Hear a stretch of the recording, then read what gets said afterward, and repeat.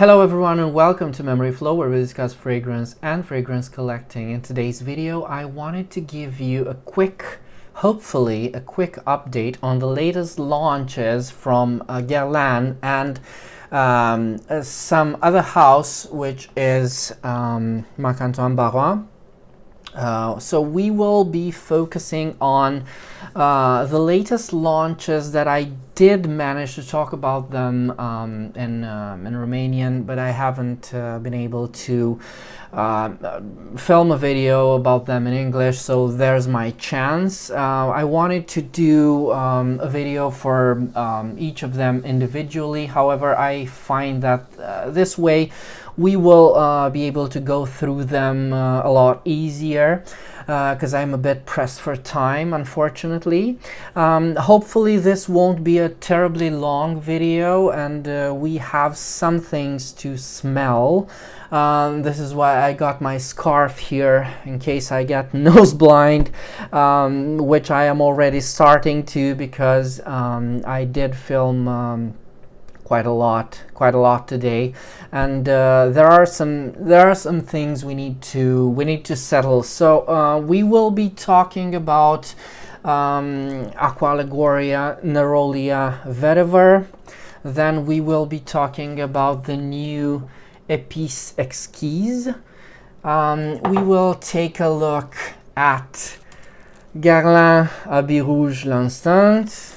As I said, we will talk about Encelade from Marc-Antoine Barrois, and also there's something I wanted to do for quite some time, which is, and hopefully I will be able to do it now, thankfully, not hopefully, because I've received this decant of the new Vol de Nuit. I haven't smelled the new fragrances and the new bottles from Guerlain, and I want to compare this formulation with this one. So let's begin. I will want to start with Aqua, Allegoria, Nerolia, Vetiver. They are all fragrances I've smelled before. There's nothing new for me here. However, there are various stages of acquaintance. For instance, this Aqua, Allegoria is something I've had for, I guess, more than a week now, and I really am in love with it. I really love it. I guess it's one of the better launches from the house of Guerlain, and from Aqua, Allegoria, and in quite some time, with the exception of Flora Salvatia, which was great. So Aqua, Allegoria, Nerolia, Vetiver. It's not, how should I say this? How should I put this? It's not something you would... So this fragrance took me by surprise, because when I heard about a new Neroli scent from Guerlain, I was like, again, another one, another Neroli. However, I find that this one is very dissimilar to the others. Of course, how dissimilar can a Neroli be? It's still a Neroli. However, the fragrance itself, I find it's quite unique as an addition to the house of Guerlain. It does have references to other fragrances, the way that they do. But it's still a fragrance that did manage to take me by surprise quite a lot, with its sheer beauty, with its sheer the way that it's done is just amazing. So the obvious here is the Neroli. This is a floral Neroli. It's quite fruity as well, because it is helped by a fig.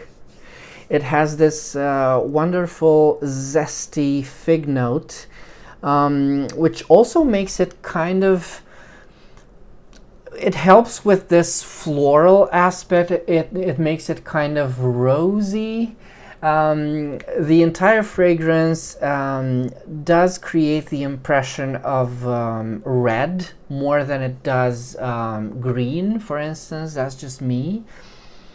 It also has this,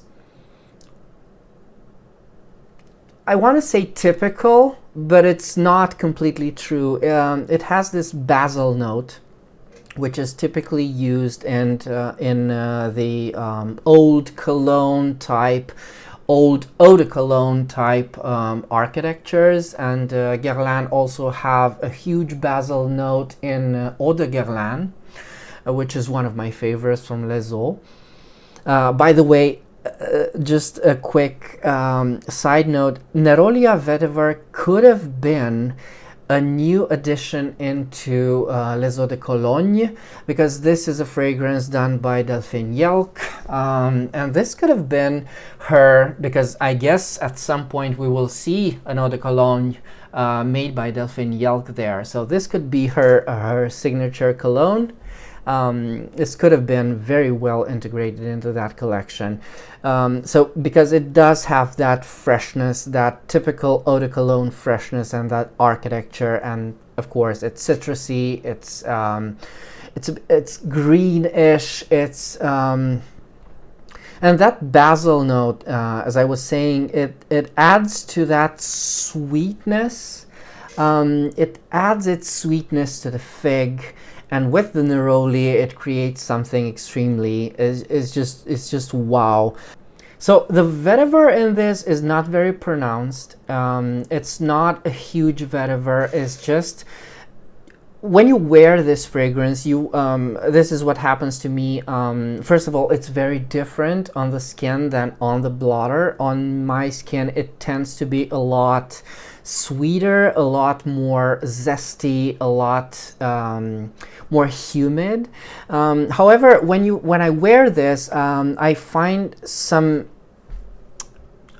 angular notes, something quite spicy, not particularly green, but just a bit incisive, and that's the vetiver. So I don't think that it's a huge vetiver. I said this before, but this fragrance feels, with the exception of the fig, it feels like you take the famous Guerlain Vetiver and you amplify the neroli, which Vetiver already has in its opening. You amplify it, and there you go, there you have it. That's Nerolia Vetiver. It's amazing. However, I do find that it is similar in the way that neroli is presented to Nerolia Bianca, and because it does create that red impression, that impression of the color red, but it's not as citrusy as other neroli or orange blossom scents that Guerlain possess, that they have in their portfolio.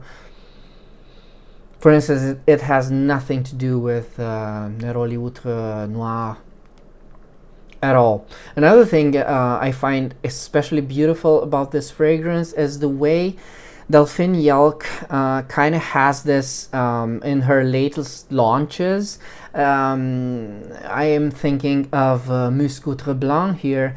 The way that she does milky white fragrances, milky fresh white fragrances, is just amazing. It has this milky accord that you can find in Musc Outre Blanc, which is so sheer and transparent and delicate. It's just great.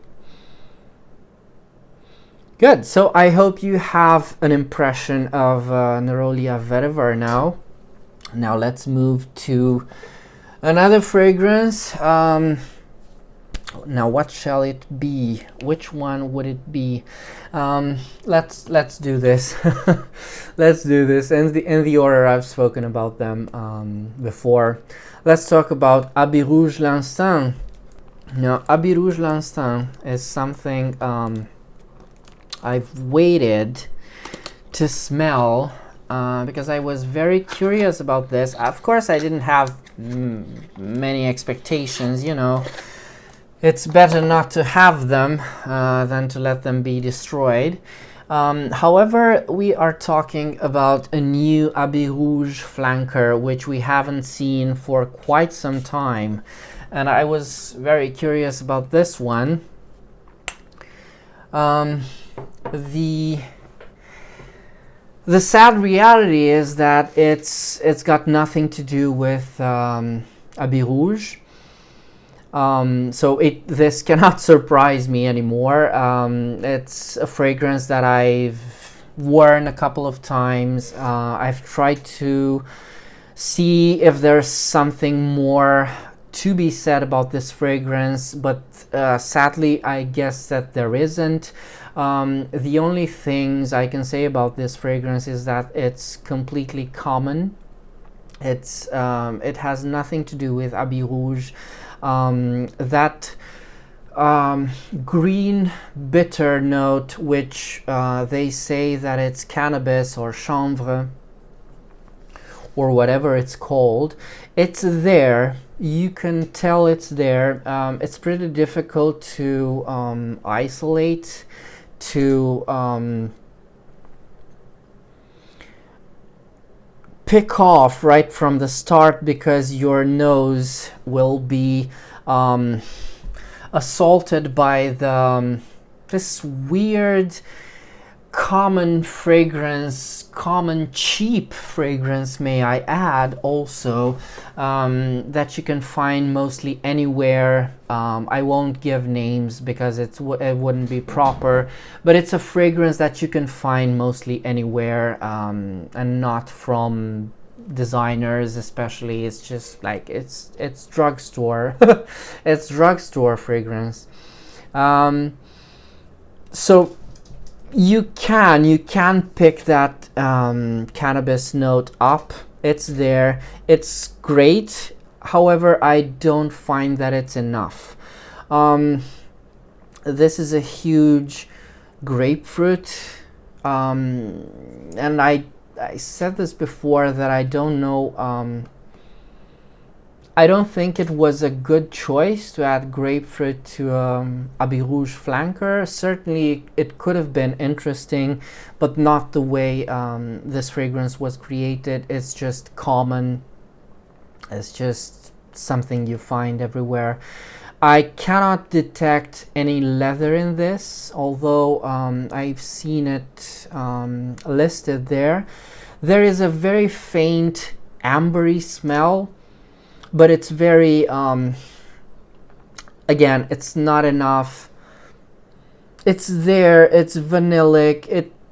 It's the only thing that might tie itself to Habit Rouge, but then again, this is so removed from Habit Rouge that they're not similar in any way at all. So sadly, this is just, I don't think it's a good launch. I don't think this will, I think this might be discontinued quite soonish. I might be surprised and it might be a hit. I don't know what to say about this. Like really, I have no idea. Maybe people will like it. It's not a difficult fragrance to like. However, it's nothing to fall in love with, that's for sure. It might sell. Then again, I don't think you can justify the price for this, because as I said, you can find this mostly anywhere. This could have been, so I'm gonna tie into the fact that they launched a flanker to Habit Rouge with the actual fragrance, when the actual fragrance has nothing to do with Habit Rouge. Certainly this is something we've seen before. This is sometimes what designer houses will do, what houses, perfumery houses will do, because this is not just designer houses. Then again, I don't think this fragrance would have made well by itself with a different name. This Definitely could have been a flanker to L'Omidal. Much more, I see it much more as a flanker to L'Omidal, although, I mean, it is kind of similar to L'Omidal Cologne, somewhat. And it is quite similar to other flankers of L'Omidal, but it's definitely more in that ballpark of a summer flanker to L'Omidal than Habit Rouge. As I said, it has nothing to do with it. It's not terribly complex. The only thing that really saves it and makes it somewhat interesting is that cannabis note. Apart from that, there's nothing to say, to be said about this fragrance. So I am on this one. I am curious about what you think. I'm curious if you've had a chance to smell it, and do let me know. However, for me, this is well, again, it's a disappointment. But then again, no, I didn't have any hopes. So yeah. But when I think of other flankers from Habit Rouge, and I have quite a few of them, just off the top of my head, there's Habit Rouge Sport, which is great. There's Habit Rouge Law, Dress Code. There have been flankers that have been better, much better than this one. This one is just forgettable. Anyway, on this note, let's move on. I think this would be a good time to make that comparison for the two Vol de Nuit, because the fragrances. So this one is a spray. It has an atomizer, of course. But this one is, because I've opened it before, I know what's inside. This is a vial, and I will try to apply it on this blotter. Unfortunately, I don't have the blotters which have the thinner, like this one. I don't have this type of blotter anymore, so I only have this thick ones. But let's see, because I don't want to apply them on the skin, because it would be too much for me right now for my nose. But it's leaking. Oh no, it's already on my fingers. What you gonna do? That's life. Because the problem, very aldehydic and quite different from the opening that I'm used to from this one. This one is the B version,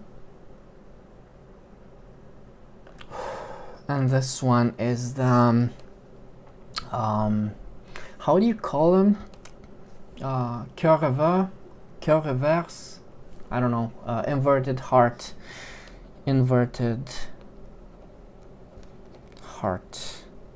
flacon. So the problem with this, because they have been reformulated, it wasn't just a change of bottles, because so the problem was the Lilial. Lilial was regulated. I don't know the reason. I guess it's I guess it's an allergenic or something of a sort. If somebody knows better, please let me know. But it's regulated in fragrances. I think it's completely prohibited. So older fragrances that had Lilial in them had this deadline, which was this spring 2002, to completely reformulate the fragrances without Lilial. And I don't know if this applies particularly to Vol de Nuit. I'm not sure. However, Lilial is also a fixative, and this means, of course, staying power. Which is strange because, for instance, Liu in the new bottle has, in my opinion, because I've tested them, has more staying power than the old one, which I guess, but it's different formula. Things are different for every fragrance, so not all fragrances will be affected by this. But I'm just curious because Vol de Nuit is one of my all-time favorites. It's my just, I wouldn't want to be without it. So I just wanted to see if things are all right. And so the new version is pretty much, it's Vol de Nuit. You can tell it's Vol de Nuit. And it's the same, I wouldn't be able to pick up any differences, but that opening was far more aldehydic than the old one. However, and of course this is not the fragrance, it's the way that it's been sprayed. The sprayer is much more powerful, it's much more loud than this one. But this I account to the way I've applied it, because it's not the same thing. This is why it's so difficult to tell when you apply fragrances by dabbing instead of spraying. So it's a common thing there. There is a difference, of course there's a difference between them, but it's very faint. This one, the newer one, the inverted heart version, I find that it's interestingly closer to Mouchoir de Monsieur. It's the iris, I guess, which isn't bad at all. This isn't a bad thing, not by a long shot. However, I find that this one is lacking in the, I don't know if lacking is the term, it's a bit weaker, fainter in the Narcissus. This one feels weaker in the Narcissus, but then again, I wouldn't be able to tell you if it's the fragrance, unfortunately, or if it's the way that it's been applied.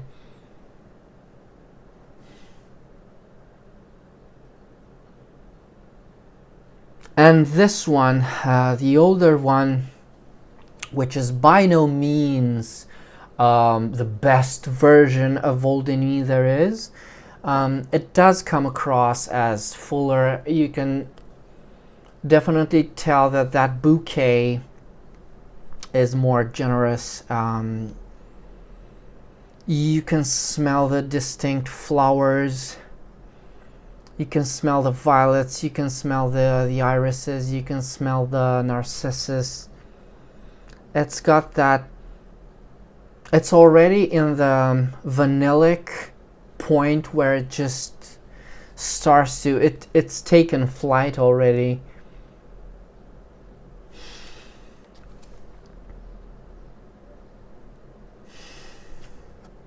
Now this one is strange in the way that it's still Vol de Nuit, but as I said, it feels more one-sided.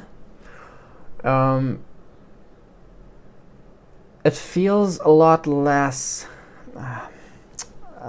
complex than this one, unfortunately. So it's still the same fragrance. You can still, I mean, I will probably have to wear this one at some point, or whatever version Guerlain will have on sale when I finish this bottle. However, it feels much less complex, and you can tell that it's been gutted a bit. Fortunately, the iris and the sandalwood vanilla, something there, it's still there, but it's a lot less floral and it's a lot more chypre, which again, it's not a bad thing, but it's a bit different. and it feels flatter. It's the same thing that with Liu, where it feels just flatter.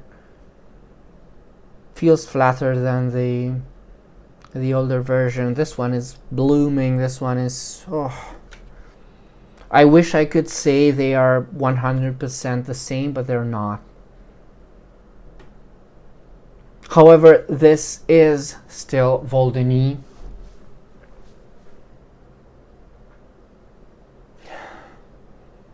Only it's a different animal. It's a different approach to Vol de Nuit. And it is a lot fresher, a lot in the eau de toilette genre. Yeah, well, I don't think I will have much more to say about this one now. Let's move on to Exquises, because I am also curious to, because I did smell this. I gave my first impressions about this earlier, and I want to see what more is there. And there isn't much more in there. There's not much more in there. However, I can feel the sandalwood a bit better. So let's get you up to date. This Exquises is the latest fragrance in the Absolute Savourians collection.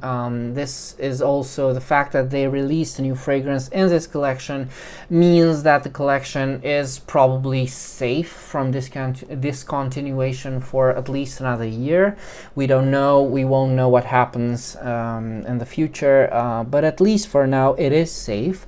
And this is a fragrance very much in the line of the others, although not especially the older ones, in the sense that it's a heavy fragrance. It's a spicy, woody, thicker, heavier fragrance, which is much more oriented towards its base. This one is a beautiful, spicy, dry fragrance with a very much more pronounced than in Iris Torréfiée coffee note. Coffee note which comes from the cardamom. As I said, it's a spicy smell, but the coffee itself feels roasted and just a tiny bit smoky, not in the sense that it's burned.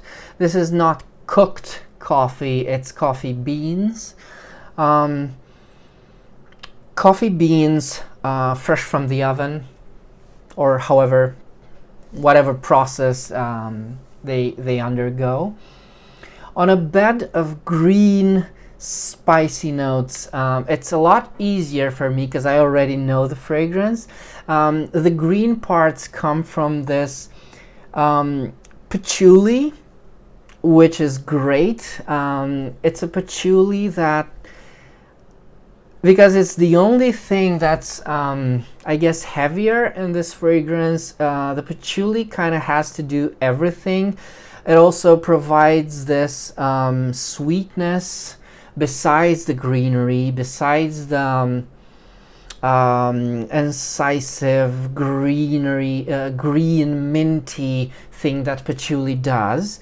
It also provides the sweetness, and it rounds up the fragrance quite nicely, because this fragrance is very well rounded and it's very well balanced. It's also very fresh. Still in the green side of things, you have this tart angelica note, which kind of keeps it's in place of any citrus notes you will find, because there isn't any citrusy notes here. There aren't any citrusy notes here, and the angelica is the only thing that supplies this tart, interesting note, interesting green note, tart, interesting green note. It's so good. There's also some pepper in here, which adds to the spiciness. But the thing that most is, I don't feel the, I cannot isolate any oud in this. I see it listed there, but I can't find it. But apart from this, there's not much to say about this fragrance. I find that it's quite similar to Iris Torrefie without the iris, which is interesting. It's when it comes to Les Absolus d'Orient, it's a good launch. It's quite different from the others. It's fresh, which is a good thing. This is a fresh fragrance. It's something that you can very much wear in the summertime, or at least when it's a bit warmer. It feels like, as I said, it's very well rounded, so it feels very versatile. It's something you could pretty much wear all year round. But as I said, there's nothing much more to be said about this. It's beautiful. I don't know if if this is a fragrance that would make me fall in love with it. I don't know, but at least for that cardamom / coffee note, it's so for fans of that, this is a good fragrance. It's lovely the way they did the cardamom in this. So yeah, it's not leathery, it's not particularly heavy, it's not especially angular, it's not extremely spicy as I was kind of afraid it might be. It's just rounded, sweet, and very, very pleasant to smell. Is it wow? I don't know. I don't know. It feels like it. I will have to, because I've never worn it before. It's just I've just opened it today. I've never worn it before. I don't know how it feels on the skin. It's probably something I should do quite soon, and I will let you know. So for the last fragrance we have on the list today, I isolated it for the rest from the rest of the Guerlains. It's the newest launch from Marc-Antoine Barrois, the latest fragrance done by Quentin Bisch for this house, which is Encelade. This is a fragrance that I chuckled a bit when I heard about it. Is this the one? Yeah, this is the one.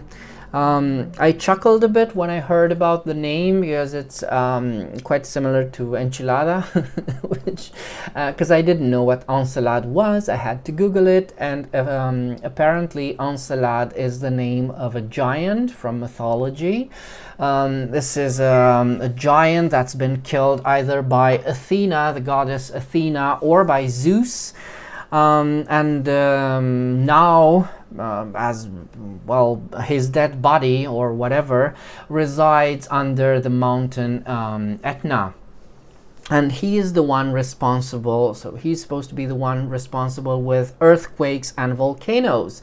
Also, this is Encelade is the name of another moon of Saturn, and this goes extremely well with the rest. Oh, what's wrong? What's wrong? This goes extremely well with the rest of the fragrances from the line from Marc-Antoine Barrois, because all of them have this inspiration from, you know, outer space planets. You have Ganymede, which is Jupiter's moon, and it's very much the way it smells. It is very cosmic. It's very out there. It's very mineral. So I guess it's a good thing, because they keep the same line, they keep the same idea behind. So before I renew this, there you go, I don't need to renew it. Well, maybe for that opening. Maybe for that opening, because that opening is to die for. Let's see if I perceive it in the same way as before. Because this opening is just great. So this, in the opening, this fragrance comes across as a brother to Ganymede. And for the other fragrance, which is B6A3, I keep forgetting its name, God. I keep forgetting its name. Where are you? No, there you are. B6A3, because it has this gunpowder, mineral, leather, very otherworldly accord, which you can kind of find in all three of them. This is a good thing because, again, it's unifying the scents, and it's a thing that I happen to like quite a lot. I'm a fan of Guerlain, and this may come as no surprise. Then again, the notes for this one are, you see them on Fragrantica, are rhubarb, vetiver, sandalwood, tonka, and cedar. And because I already know how this fragrance turns out, because I've smelled it before, it's interesting what the vetiver does here, especially in the opening. It's a vetiver like, you don't smell many vetivers as you do in this one. So there are quite a few vetivers that do this. And I'm referring to the fact that vetiver as an ingredient is very deep, is very syrupy, it's very sweet, and it's very dark. Usually when you smell vetiver, you smell the woody parts of it. You smell the woody, spicy, pencil shaving parts of vetiver.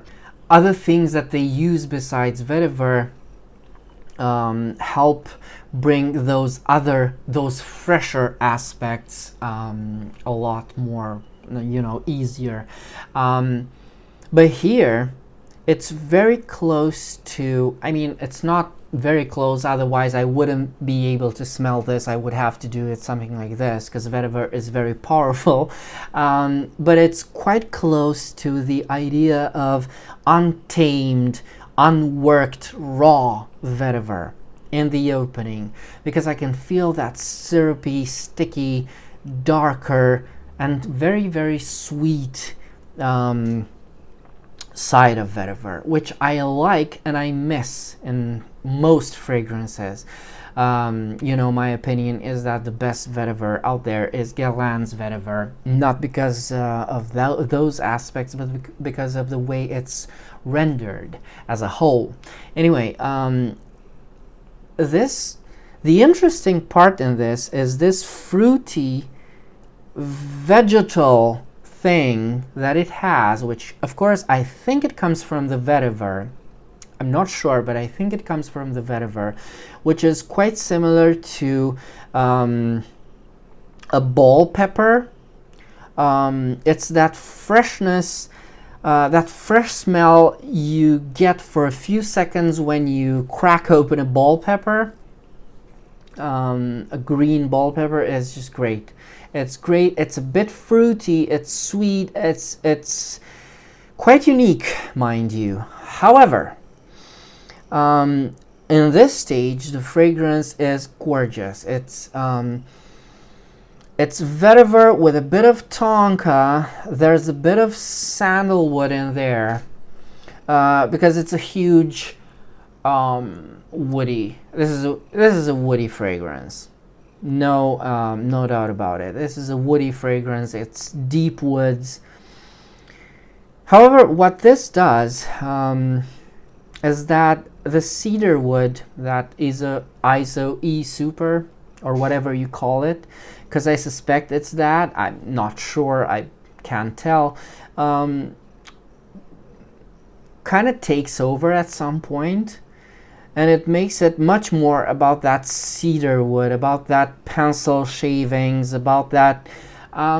It's not bad because cedar wood is a very pleasant smell, but it just makes it all that more common and all that less interesting, for me at least, to my nose. It's still a good fragrance, but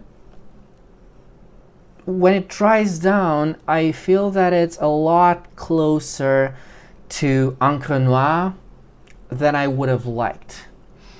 And that's basically all there is to be said about Encelade.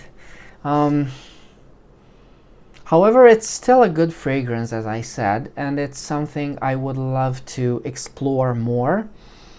But the fact that it turns into just a vetiver cedar wood smell, as I said, closer to Encre Noire than I would have loved,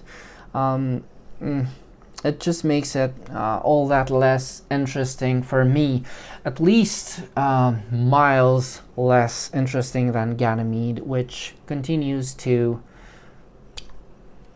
fascinate me, because that opening, that gunpowder mineral leather opening, it's gone. You won't find it anymore in this fragrance, which is sad. It's sad. So there you have it. This was my video trying to get you up to speed with the latest launches. So I hope you found it useful. If you have any further questions, do write me in the comments. And until next time, remember, fragrance creates memories, and may yours be happy.